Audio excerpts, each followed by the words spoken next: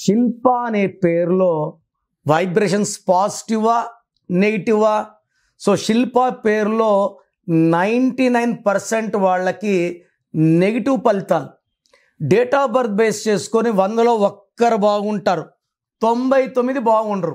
SHILPAలో 6 అక్షరాలు, సంఖ్యాబలం 21, చాల్డీన్ system.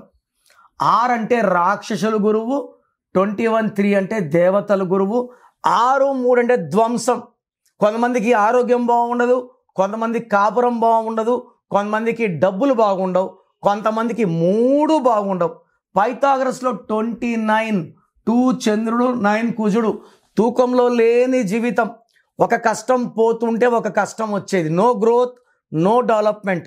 So శిల్పాలో 6 3 అండ్ 29 డిఫెక్ట్ ఉంది.